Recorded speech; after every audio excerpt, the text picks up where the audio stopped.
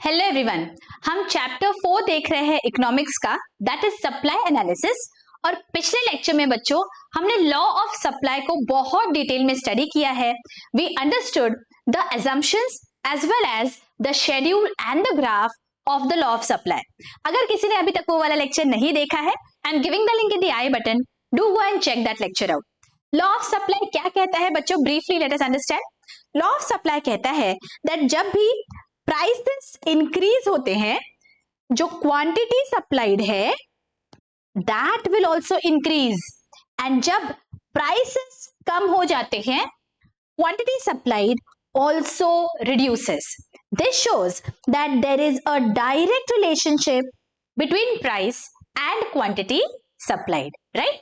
अब ये जो पर्टिकुलर लॉ है बच्चों, इसके कुछ एक्सेप्शंस हैं जो हम इस लेक्चर में डिटेल में स्टडी करने वाले हैं। तो without any further delay let's get started. देखिए बच्चों, आपके टेक्स्ट बुक में पेज नंबर 40 निकालिए, वहां पे हम स्टडी कर रहे हैं exceptions to the law of supply. देखिए, इसे याद रखने के लिए एक इंटरेस्टिंग शॉर्ट कोड है बच्चों आपके लिए, that is sugar. Simple, sugar is your short code for exceptions to the law of supply. First S stands for supply of labor. ये बहुत ही important exception है हमारे law of supply का बच्चों। जैसे कि हमने देखा है कि जैसे जैसे prices बढ़ते हैं quantity supplied has to increase, लेकिन ये labor के केस में apply नहीं होता है बच्चों। वो क्यों नहीं होता है? Let us understand. देखिए, supply of labor supply is the total number of hours that workers work at a given wage rate। मतलब जो भी आप wages provide कर रहे हो उसके लिए कितने घंटों तक workers are ready to work, उसे हम बोलेंगे that is the supply of labor. It is represented graphically by a supply curve. In case of labor, as the wage rate rises, the supply of labor would increase, so supply curve slopes upward. धीरे धीरे जैसे जैसे wages बढ़ते हैं तो जो employees है, जो workers है, वो ज्यादा काम करते हैं, ज्यादा घंटों तक काम करते हैं, so that उनकी जो आमदनी है, उनका जो total income है वो बढ़ेगा। Obviously अगर कोई हमें ज्यादा पैसा दे रहा है तो हम वहां पे ज्यादा काम करेंगे, isn't it? Now let us look at the next page जहां पे supply schedule दिया गया है बच्चों। देखिए यहाँ पे wage rate per hour is given and hours of work per day and total wages is given. Total wages will be what? Wage rate multiplied by number of hours. तो जैसे कि हम देखते हैं that when the wage rate was 100 per hour, तो कितने घंटे काम कर रहा था लेबर? 5 hours. तो 100 multiplied by 5, उसका total income हो जाता था 500.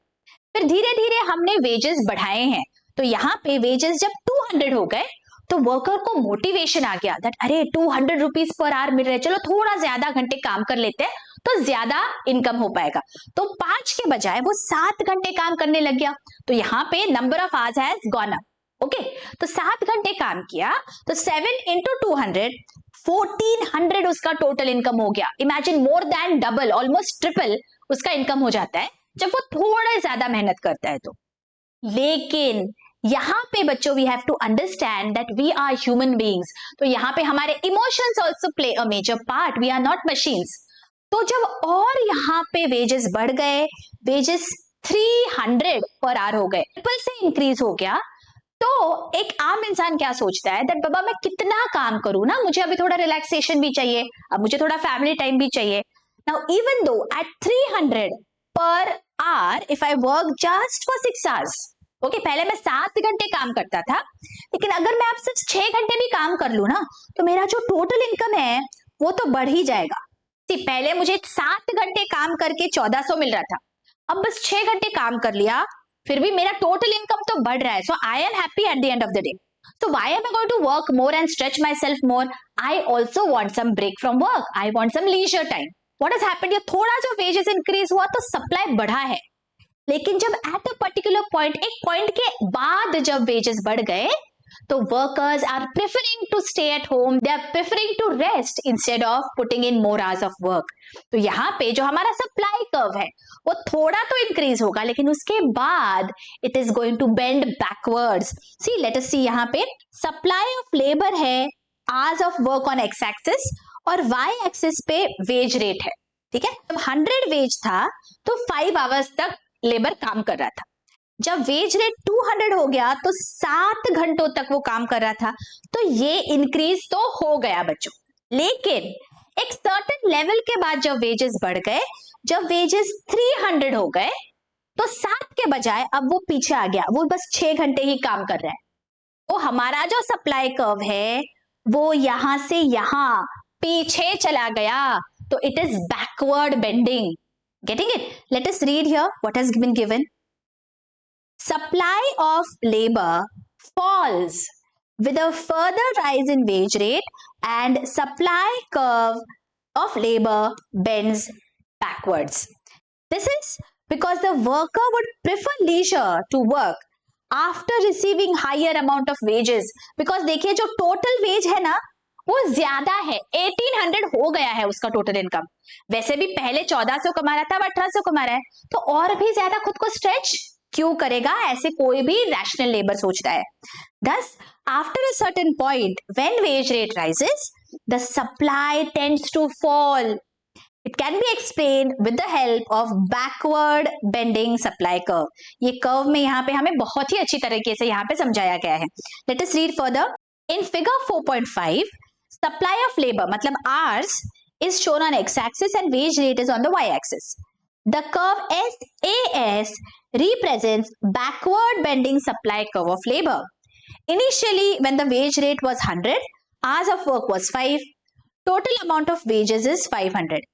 When the wage rate rises from 100 to 200, hours of work also rises from 5 to 7. यहाँ पे हमने देखा ना, ये इंक्रीज हो गया, 5 से अभी 7 घंटे काम कर रहा है worker, and the total wages also rise from 500 to 1400. At this point, laborer enjoys the highest amount, that is 1400. If wage rate further rises from 200 to 300, total amount of wages may rise, but the laborer will prefer leisure time and denies to work for extra hours. Thus, he is ready to work only for 6 hours. So at point A, the supply curve bends backwards, which becomes an exception to the law of supply. तो यहाँ पे क्या हुआ है बच्चों, एक particular point तक यहाँ सप्लाई कर्व हमारा जरूर इंक्रीज हुआ है, but after a particular point हम यहाँ पे बैकवर्ड बेंडिंग सप्लाई कर्व देखते हैं बच्चों। So this is a major exception to the law of supply. तो पहला एक्सेप्शन यहाँ पे हमने देखा सप्लाई ऑफ लेबर। यू क्या है, लेट्स सी, शुगर में you stands for urgent need of cash. जब हमें पैसों की सख्त जरूरत है तब क्या होगा, लेट अस सी, यहाँ पे है point number 3, urgent need of cash. If the seller is in urgent need for hard cash, he may sell his product at a price which is below the market price. मतलब अगर हमें पैसों की सख्त जरूरत है बच्चों, इसे हम बोलते हैं डिस्ट्रेस सेल। ये हम बहुत बार देखते हैं हमारे रोजमर्रा की जिंदगी में भी, जब अभी बस करना ही है, मेरे पास ऑप्शन ही नहीं है, I have to sell, okay, for some reason और the other I am in urgent need of cash. तो मैं क्या करूंगी, क्या मैं वेट करती रहूंगी कि नहीं बाबा प्राइस तो बढ़ने दो, प्राइस बढ़ने दो? No, I require that cash right now, so what am I going to do? जो प्राइस मिल रही है मार्केट में उस पे हम बेच देते हैं। तो इसे हम बोलते हैं whenever you are in urgent need of cash, the law of supply is not going to hold true because you can't wait for the prices to rise. Okay, तो second exception आपका हो गया when you are in urgent need of cash. Alright, sugar, G stands for perishable goods. अगर goods perishable है तो आप कैसे रुकोगे? So let us see point number 4, perishable goods. In case of perishable goods, the supplier would offer to sell more quantities at lower prices to avoid losses. Example, vegetables, eggs, etc. ये हम बहुत बार news में भी सुनते हैं बच्चों, हम newspaper में पढ़ते हैं that जब फार्मर्स को प्राइसेस बहुत ही कम मिल रहे हैं, लेकिन वो ये सोचते हैं कि बाबा मेरा मुनाफा नहीं हो रहा है तो ठीक है, लेकिन मेरा एटलीस्ट कॉस्ट ऑफ प्रोडक्शन तो निकल जाए, इसलिए उनको जो भी दाम मिल रहा है वो दाम पे बेचने को तैयार हो जाते हैं, बिकॉज अगर वो आज नहीं बेचेंगे तो कल उनके प्रोड्यूस की वैल्यू जीरो हो जाएगी, वो पूरे खराब हो जाएंगे। तो बहुत बार हम देखते हैं फार्मर्स इसके वजह से एक्सप्लॉइट हो जाते हैं, बिकॉज उनके पास that waiting capability is not there, they can't wait for the prices to increase. जो दाम उन्हें अभी मिल रहा है उसी पे उनको उनके गुड्स बेचने पड़ते हैं, बिकॉज उनका जो नेचर है that is perishable. So when the perishable goods are there, they don't wait till the prices rise. तो इसलिए law of supply is not going to apply. Alright? Next point हमारा sugar. A stands for agricultural goods. Let us read A, agricultural goods. The law of supply does not apply to agricultural goods as they are produced in a specific season and their production depends on weather conditions. So as we know, जो भी agricultural produce है, it depends on climatic conditions और वो seasonal होते हैं। कौन से season में कौन सा क्रॉप आएगा, it will depend on the season. Okay? हम ये नहीं कर सकते हैं that बाबा मैंगोज है तो हम मॉनसून में मैंगोज उगा दे या फिर विंटर में। मैंगोज तो हमें समर सीजन में भी मिलेंगे, राइट? तो हर क्रॉप का एक सीजन होता है. Okay, and it will also depend on weather conditions. So what has been given? Due to unfavorable changes in weather, if the agricultural production is low, their supply cannot be increased even at a higher price. मतलब अगर हमारा produce ही कम है because of bad weather, अगर इस साल आम कम आए हैं, फॉर एग्जाम्पल जो मैंगोज का प्रोडक्शन है that has gone down because monsoon आ गया और मैंगोज हमारे खराब हो गए, तो मैंगोज का प्रोडक्शन कम हो गया. तो प्रोडक्शन कम है तो ऑब्वियसली सप्लाई भी लिमिटेड क्वांटिटी है ना, सो सप्लाई भी कम ही रहने वाला है. तो irrespective of how much ever prices go up, the supply will be fixed because अब और मैंगोज उगाने के लिए हमें और एक साल वेट करना पड़ेगा, isn't it? तो ऐसे तो नहीं होता है एग्रीकल्चरल प्रोड्यूस में कि आज प्राइस बढ़ गए तो कल ज्यादा क्रॉप आ जाएगा, इतना फास्ट नहीं हो पाता है. They don't have that kind of flexibility. तो it will always depend on how much the produce is there.